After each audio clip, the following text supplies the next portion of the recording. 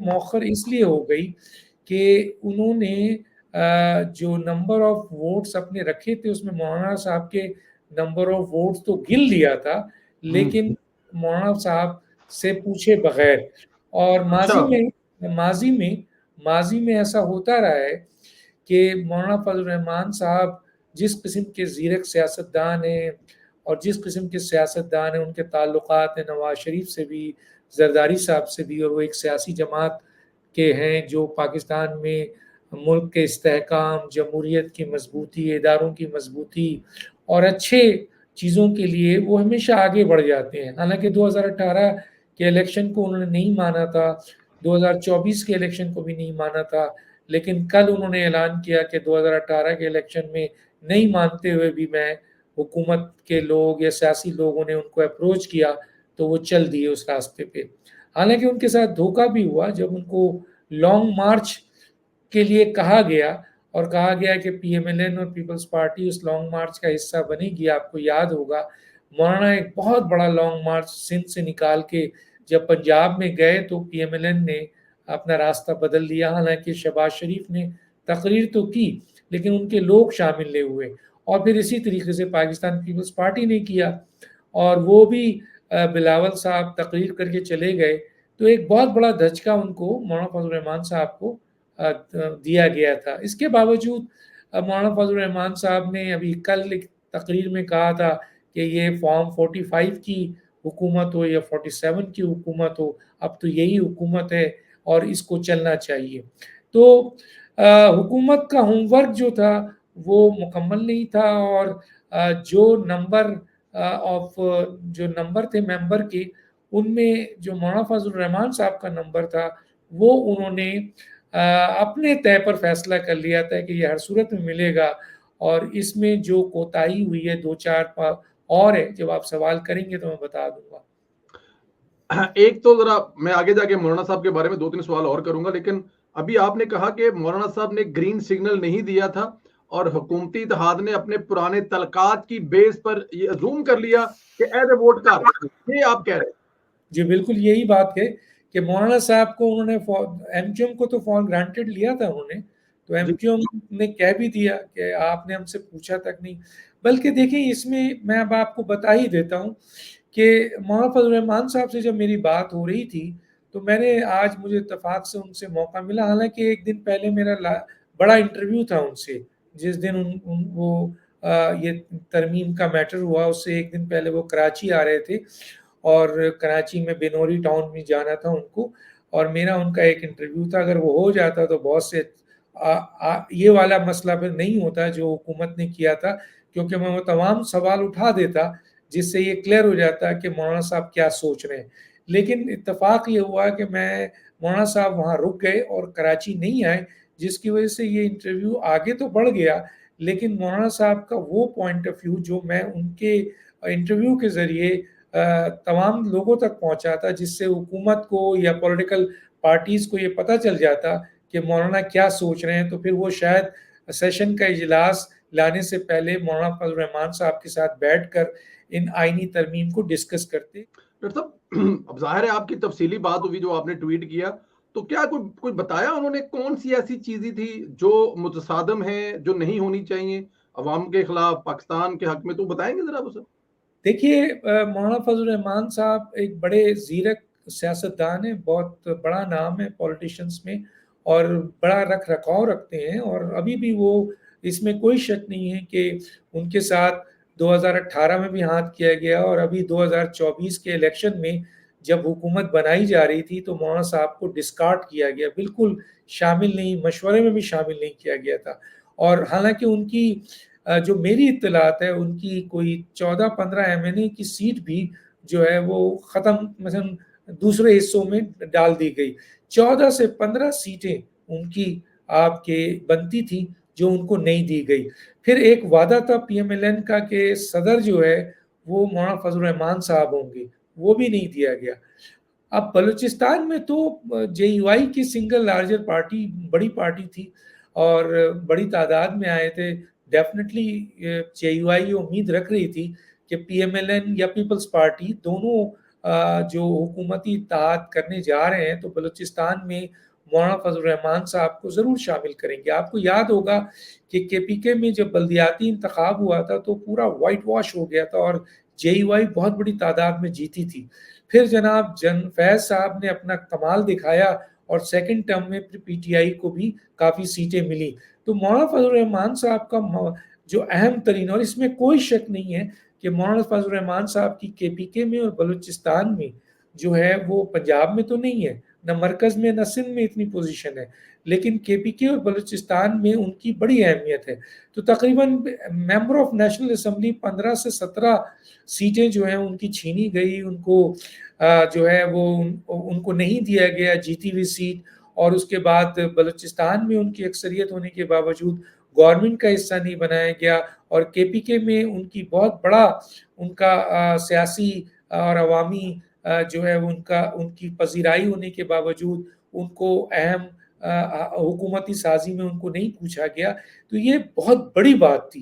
मौलाना फजल रहमान साहब को माजी में हमेशा अहमियत दी जाती थी, लेकिन ये पहली दफ़ा था कि हमने देखा कि मौलाना फजल रहमान साहब के पास लिमिटेड सीट थी, तो शायद उनके बगैर हुकूमत बन रही थी, तो पीपल्स पार्टी और पीएमएलएन ने जो है उनको खातिर में लाए बगैर हुकूमत बना ली। और आज जब वो एक बहुत बड़ी और बेहतरीन, मैं तो बेहतरीन कहूँगा, बहुत अहम तरीन आइन साजी की तरफ जाने लगे, तो अटक गए वहाँ पर, क्योंकि यही वो वोट थे 2 ताई के लिए। बाकी तो उन्होंने होमवर्क कर लिया था, कुछ 3-4 वोट ऊपर नीचे तो हो गए। इवन अख्तर मेंगल साहब से भी मेरी बात हुई थी, तो उन्होंने कहा 2 सेनेट का वोट लेना है और 1 उसका आपके मेरा नेशनल असेंबली का वोट लेना है, तो 2000 लोगों को जो है वो रिलीज़ कर दिया जाए। मैंने कहा आपकी लिस्ट में कितने आदमी हैं? तो उन्होंने कहा मेरी लिस्ट में 5000 अफराद हैं। तो मैंने कहा आप 2000 की बात फिर क्यों कर रहे हैं? कह लेंगे चलें 2 ही हज़ार कर दें, तो 2 वोट ले लें 2000 पे। तो मैंने कहा कि अच्छा। तो उसके बाद फिर मैंने देखा कि सोशल मीडिया में ये या मीडिया में ये बातें आने लगी कि अख्तर मेंगल ने ये डिमांड किया। हालाँकि मौलाना फजल रहमान साहब की जो ये सीटें थी, उनकी 2 सीट पे वो 2000 अफराद माँग रहे थे, तो इनकी तो 5 सीट सेनेट में और तकरीबन 8 से कोई 9 सीट जो है वो कौमी कौमी असेंबली असेंबली में। में है। तो ये वो तुरुप का पत्ता था जो आप 200 अपना 19 211 सीट रखने के बावजूद, 211 सीट रखने के बावजूद और सेनेट में 59 सीट रखने के बावजूद आप मफलूज हो गए थे, खत्म हो गए थे, ज़ीरो हो गए थे कि अगर मौलाना फजल रहमान साहब अपनी ये लिमिटेड सीट आपको ना दें। चुनांचे हमने देखा कि एक लंबी कतार अपोजिशन की भी और हुकूमत की भी लग गई। कभी बिलावल आ रहे हैं, कभी वज़ीर आज़म आ रहे हैं, कभी आपके आसिफ अली जरदारी साहब आ रहे हैं, और कभी जो है वो इसहाक डार साहब जा रहे हैं, लॉ मिनिस्टर जा रहे हैं, मोहसिन नकवी साहब जा रहे हैं, सभी जा रहे हैं सिर्फ इन चंद सीटों की बुनियाद पे। और ये सीट बहुत अहम है, ये मेंबर्स बहुत अहम है, क्योंकि अगर ये नहीं मिलेंगे हुकूमत को, तो हुकूमत की 2 ताई होती नहीं है, और 2 ताई का मतलब ये है कि फिर 211 भी है तो बेकार है और 59 भी है तो बेकार है। चुनांचे मौलाना फजल रहमान साहब के पास ज़ाहिर है तुरुप का पत्ता है, और हुकूमत चाह रही है, उन्होंने मुलाकात भी की है, कई दफ़ा रिक्वेस्ट भी की है।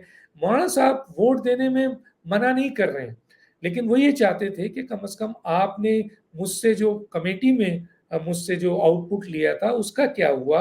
आपने जो मसवदा तैयार किया है उसको एक हमें देखने दें कि क्या चीज़ें हैं। और फिर जब वो बिलावल भुट्टो के साथ बैठे थे और उस वक़्त मसवदा उनकी इंसिस्ट करने पर आया कि नहीं मैं ऐसे आगे नहीं बढ़ूँगा, तो उस पर जो मसवदा एक कपड़े के, उन्होंने बताया मुझे कि थैले में, कपड़े के थैले में वो मसवदा आया और फिर उसकी स्टडी की। तो उसमें बेसिक चीज़ें जो हैं, बहुत लंबी तफ़सील में है बात, लेकिन मैं ज़रा-सा बता देता हूँ कि एक तो फंडामेंटल राइट्स के खिलाफ जो चीज़ें थी, उन्होंने उस पर कहा कि ये इंसानी बुनियादी हकूक़ के खिलाफ चंद चीज़ें हैं, जिसको नहीं होना चाहिए। तो फौज उन्होंने के कहा हवाले से थी, फौज के हवाले से थी वो। जी, ज़ाहिर है आर्मी कोर्ट के हवाले से थी, हुँ। अदालती मसले के हवाले से थी, और बुनियादी हकूक़ उसमें आम आदमी के जो है वो डिस्टर्ब हो रहा था। बाकी आर्मी कोर्ट हो, सज़ाएँ हों, दूसरी चीज़ें हों, माज़ी में भी होती रही हैं, वो एक अलग बात है। लेकिन इस तरमीम में ऐसी चंद चीज़ें थी जो बुनियादी हुकूक को डिस्टर्ब कर रही थी। और चुनांचे मौलाना साहब ना सिर्फ एक दीनी आलिम हैं, सियासी आपके सियासतदान हैं, बल्कि वो लीगल एक्सपर्ट भी बहुत अच्छे हैं। मैं उनसे अक्सर बात करता हूँ तो मैं देखता हूँ उनको बड़ी लीगलिटी का, और इसमें भी आज मैंने जो बात की 45 मिनट 1 घंटा, उसमें बहुत ऐसी बातें उन्होंने की जो बहुत अहम थी, और मैंने भी वहाँ पे चंद अपनी आउटपुट दिया। इसमें एक चीज़ ये थी, दूसरा मुसव्विदा के ऊपर उनको बहुत एतराज़ था कि आपने दिखाए बगैर मेरे वोट का फाइनल कैसे कर दिया, ये सारी चीज़ आपने कैसे कर दी। और माज़ी मैंने छेड़ा थोड़ा-सा तो मुझे अंदाज़ा हो गया कि इसमें कोई शक नहीं है कि उन्होंने मौलाना साहब को उस मौके पे जो है वो बिल्कुल ही वो नहीं किया। मौलाना साहब बड़े दिल के आदमी हैं, उन्होंने कहा मैंने इसको दरगुज़र किया, लेकिन कम से कम मुसव्विदा तो दो। तीसरी इम्पोर्टेंट चीज़ तो ये थी कि चंद आईनी तरमीम के अंदर झोल है। वो कहते हैं कि अगर ये झोल रहेगा तो आइंदा आने वाले वक़्त में हम जब ये आईनी तरमीम ले तो आएँगे, लेकिन फिर इस पे उँगलियाँ उठेंगी, और फिर ये कहीं ऐसा ना हो कि कोर्टों में जाए और वहाँ जाके ये मसाइल पैदा करे, तो उन झोल को ख़त्म करना चाहिए। 4-5 चीज़ों में बड़ा उन्होंने उसमें बताया ख़ास तौर पे, और उनको सबसे अच्छी बात मुझे जो बड़ी बहुत ज़बरदस्त लगी, उन्होंने एक बात कहा, उन्होंने कहा कि दानिश, मैंने जब उनसे सवाल किया कि सर देखिए कॉन्स्टिट्यूशनल कोर्ट तो वक़्त की ज़रूरत है, आईनी कोर्ट तो आना चाहिए, तो दौलत। आपको इस पे कोई एतराज़ है? तो उन्होंने कहा भाई ये मीसाक का हिस्सा है, और ये मेरे वालिद साहब भी के ज़माने से लेकर आज तक, और फिर 2006 में जब बेनज़ीर और नवाज़ शरीफ ने मीसाक की इसमें रखा था, तो हम भी उसमें शामिल थे। हमारा भी ये पॉइंट ऑफ व्यू है मीसाक जमहूरियत में के लिहाज से कि जी कॉन्स्टिट्यूशनल कोर्ट होनी चाहिए।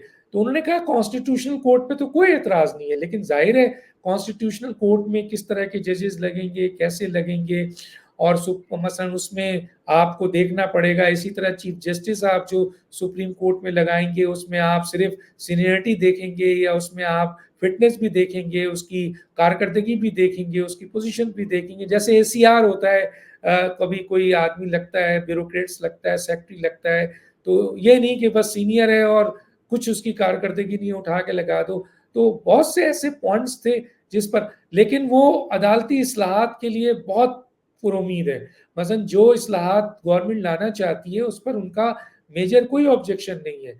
मेजर ऑब्जेक्शन उनकी जो थी वो थी बुनियादी जो इस इंसानी हकूक पे था, और मुसव्विदा के था, और जो झोल था कि जी ठीक है, एहतसाब का भी एक तरीक़ेकार होना चाहिए, जजेस का एहतसाब क्यों नहीं होता है, बिल्कुल होना चाहिए, पेंडिंग केसेस हैं, इसी तरीके से क्वालिफ़िकेशन की बात की, इसी तरीके से उम्र के हवाले से भी बात हुई। एक्सटेंशन पे उनका बड़ा पॉइंट ऑफ व्यू था कि किसी चीज़ की एक्सटेंशन मसाइल का हल नहीं है। और फिर हुँ। दूसरी बात कहने की ये है कि जी आईनी तरमीम के अंदर यकीनन जो आपके चीज़ें क्लैरिटी की तरफ जाती हैं, चाहे वो 63A हो, 181 हो, या आपके कंप्लीट जस्टिस हो, ये सारी चीज़ों पे उनका बड़ा अच्छा पॉइंट था। लेकिन जो झोल नज़र आ रहा था, उस झोल पे उनको कहना था कि हुकूमत, एक तो उनको एतराज़ था कि जी मैंने जो आउटपुट दिया था, उसको भी तो स्टडी कर लीजिए। वो भी तो मुल्क के लिए बेहतरीन हमने पॉइंट्स ऑफ व्यू दिया था,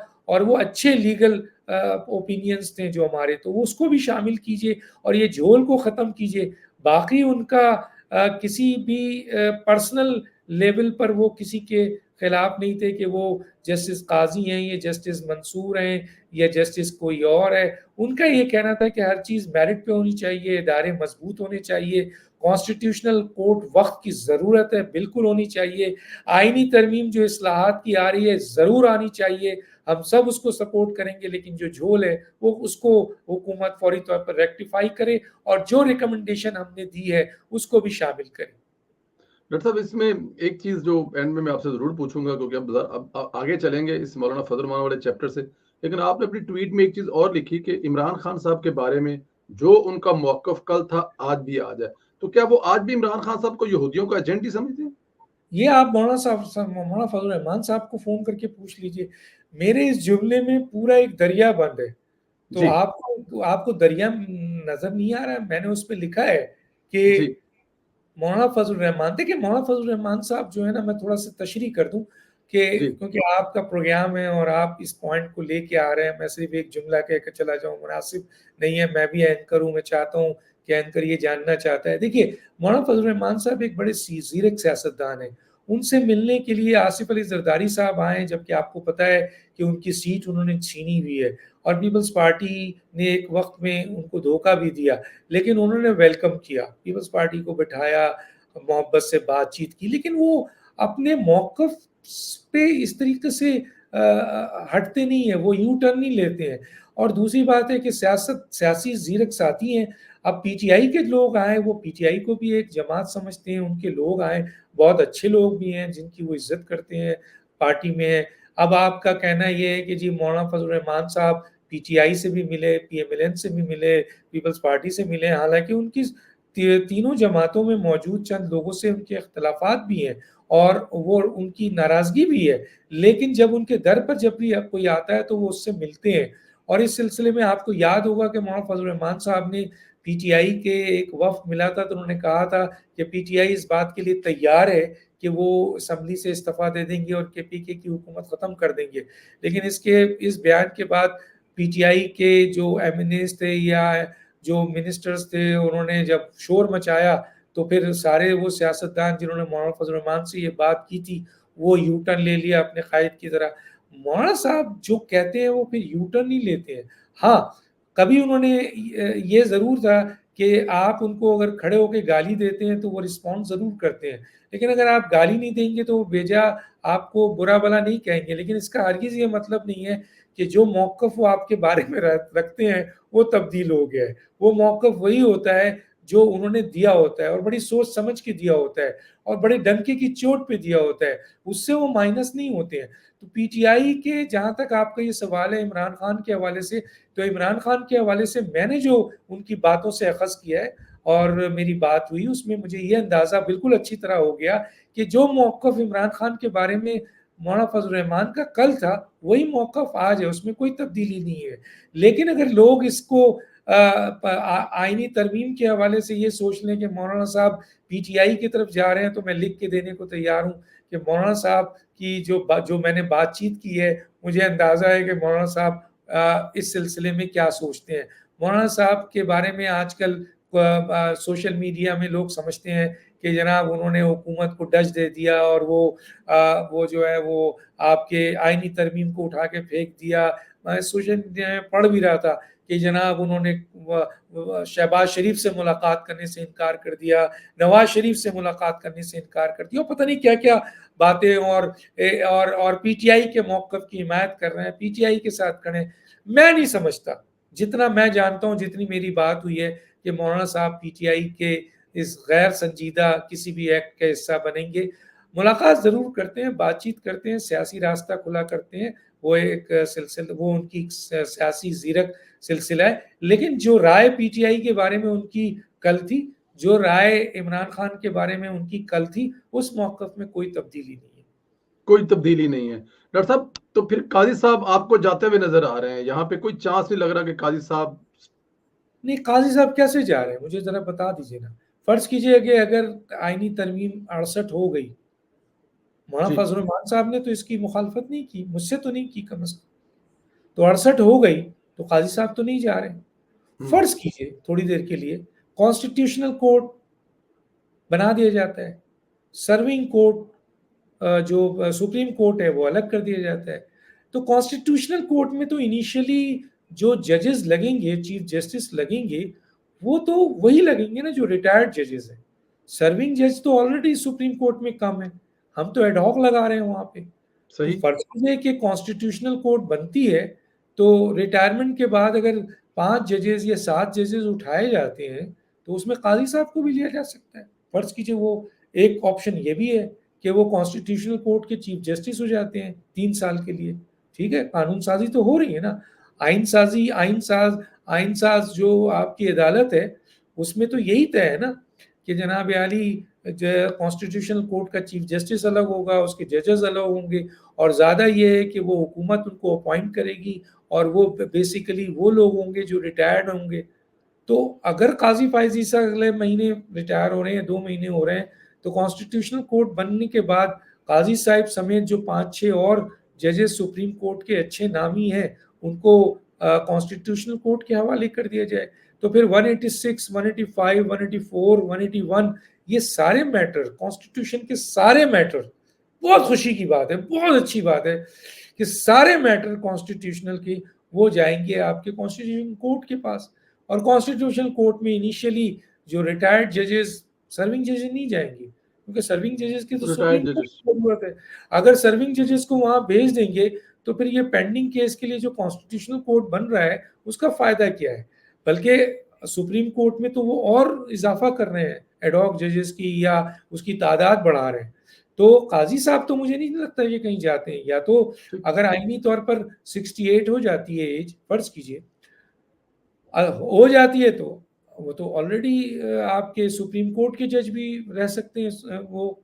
और अगर फर्ज कीजिए कि वो रिटायर करते हैं तो अभी हुकूमत को अच्छे बेहतरीन जजेस की जरूरत होगी कॉन्स्टिट्यूशनल कोर्ट में, तो वहां एज ए चीफ जस्टिस वो आ सकते हैं। अगर 65 साल ही रखना है सुप्रीम कोर्ट के जजेस का तो ये है। बाकी जो एक कोशिश हो रही थी कि सीनियरिटी को ख़त्म करके 4 जजेस में से हुकूमत किसी एक को ले, तो उस पर भी मौलाना साहब को एतराज़ नहीं है, लेकिन वो ये कहते हैं कि सीनियरिटी को ना देखें, लेकिन कम से कम फिटनेस देखें, उसकी एक ACR देखें, उसकी कारकर्दगी देखें, उसकी वो सारी चीज़ों को देख के आप चीफ जस्टिस लगाएं।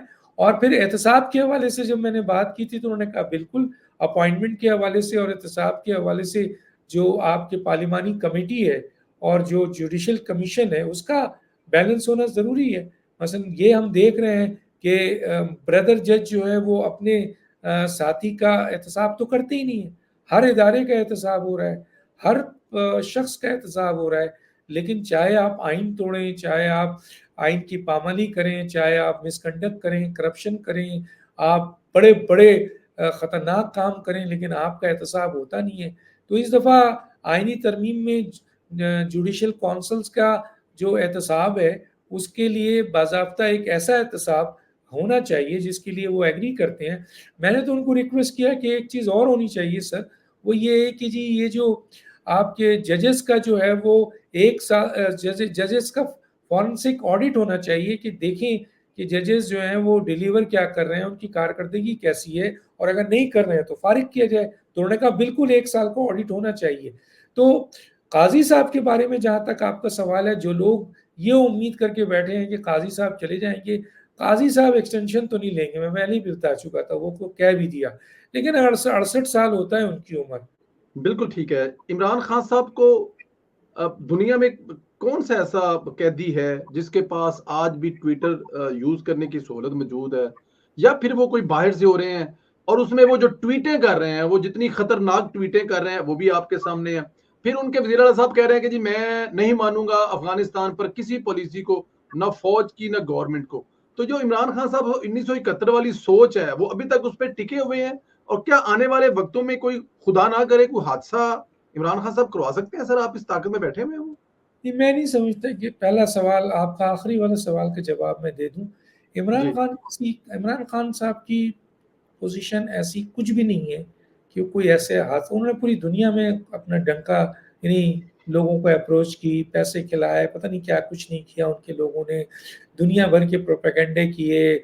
आपने IMF के हवाले से, पाकिस्तान के हवाले से, CPEC के हवाले से, इसी तरीके से फ़ौज के हवाले से आप पार्लियामेंट चले गए, अमेरिका पार्लियामेंट चले गए, UK का, लेकिन क्या हासिल हुआ? कोई हासिल नहीं हुआ। किसी ने भी आपकी इस सिलसिले में कोई मदद नहीं की, क्योंकि ये पाकिस्तान का अंदरूनी मामला है। ये फैसला पाकिस्तान की हुकूमत करेगी या पाकिस्तान की अदलिया करेगी।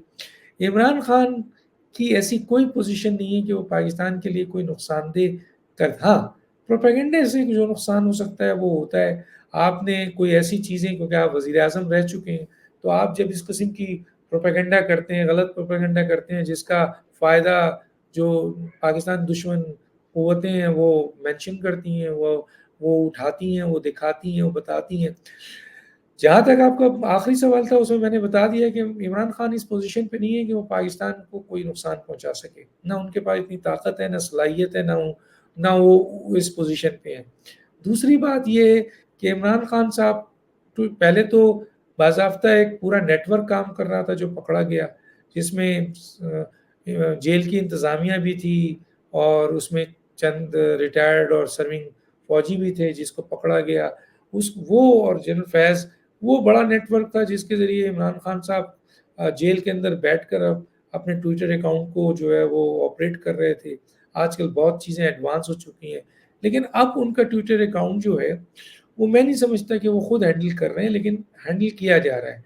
और हो सकता है मुराद सईद कर रहे हों, हो सकता है कि वो आपके जुल्फ़ी बुखारी कर रहे हों, हो सकता है कि बाहर बैठे हुए जो लोग हैं वो कर रहे हों, डेफ़िनिटली कर रहे हैं, क्योंकि उनका ट्विटर अकाउंट एक्टिव होता है और उसमें ऐसे-ऐसे बयानात आते हैं जो मुल्क के लिए बेहतर नहीं है, जो आपके नेशनल इंटरेस्ट के खिलाफ है। तो फिर एफआईए ने स्टार्ट लिया है और वो इन्वेस्टिगेशन कर रही है, एफआईआर भी काट दिया है, लेकिन वो उसको जवाब भी नहीं दे रहे हैं।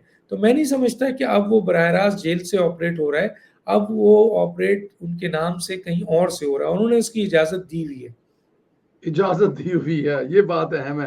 डॉक्टर साहब मुझे आखिर में बिल्कुल आखिरी सवाल है क्योंकि आपका एक तो टाइम भी बहुत लिया है।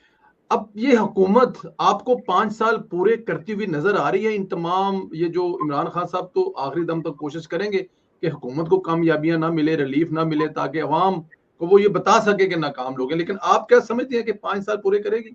देखिए, अगर हुकूमत गिरी तो अपनी ही गलतियों से गिरेगी। इमरान खान में इतनी हुँ। जरूरत नहीं है। इमरान खान कुछ नहीं कर सकते, लिख के रख लीजिए। इमरान खान, ये जो लोग उनके सोशल मीडिया में शोर मचाते हैं और ये जो पार्लियामेंट में बैठे हुए अपने ही इन पे तो ये इल्ज़ाम है जो क़यादत है, ये अपने लीडर को ही बाहर आने नहीं देना चाहती और सही है। हलीमा खान सही कहती हैं। क्यों? अच्छा जी। क्योंकि अगर गौहर खान साहब जो चेयरमैन है पीटीआई के, एक जिनको कोई जानता नहीं था, वो एक बड़ी सियासी जमात पीटीआई अभी है, उसके वो चेयरमैन हैं, तो वो क्यों चाहेंगे इमरान खान आए तो उनको कोई पूछेगा ही नहीं। अली अमीन गंडापुर क्यों चाहेंगे कि इमरान खान के चक्कर में वो अपनी वज़ारत जो है वो ख़राब कर दें, गालियाँ देंगे वो।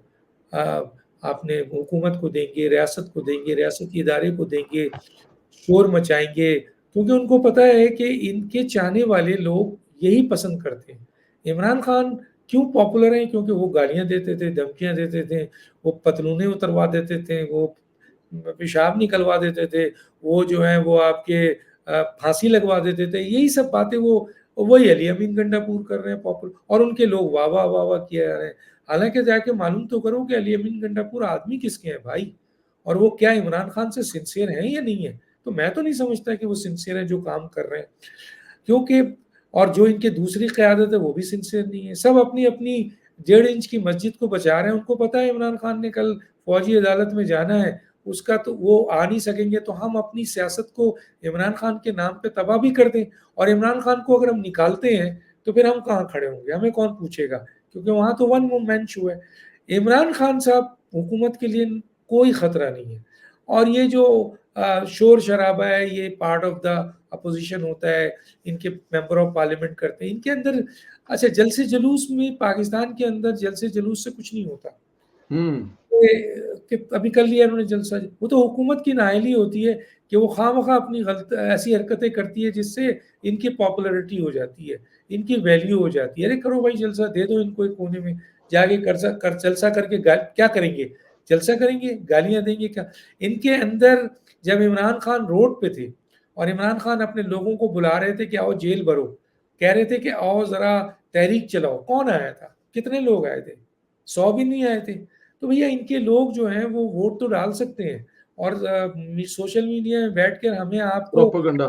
वो गालियाँ तो दे सकते हैं, लेकिन तहरीक और इनकलाब वाले लोग नहीं हैं। तो इमरान खान इस हुकूमत के लिए कोई खतरा नहीं है, कुछ भी नहीं है। हुकूमत अगर जाएगी तो अपनी गलतियों से जाएगी। हाँ, हुकूमत ने अगर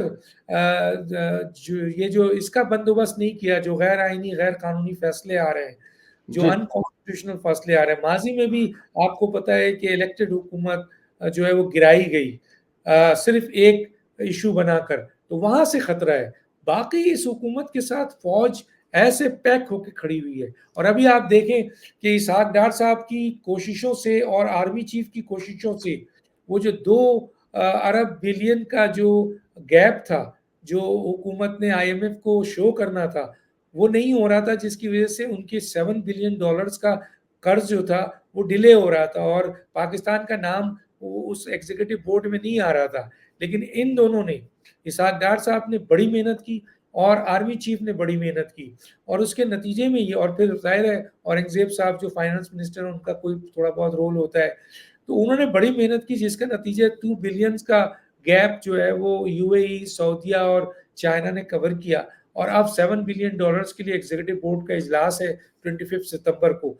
इसहाक डार साहब भी जा रहे हैं और आपके वज़ीर आज़म भी जा रहे हैं। तो कितनी बड़ी कामयाबी है कि $7 बिलियन आ रहा है। उसके अलावा आप देख लें कि पाकिस्तान की मईशत हम नहीं कहते, मूडीज़ भी कहती है, फिच भी कहता है, आपका आईएमएफ भी कहता है, वर्ल्ड बैंक भी कहता है कि भई ये स्मूथ में आ गया है। आहिस्ता-आहिस्ता सिंगल डिजिट में आपकी वो आ गई है, महँगाई आ गई है। लेकिन ज़ाहिर है कि ओवरऑल जो कंडी अभी देखें गैस और उसका पेट्रोल का वो भी नीचे आता है। बिजली के सिलसिले में जो सबसे मेजर मसला है उस पर काम हो रहा है।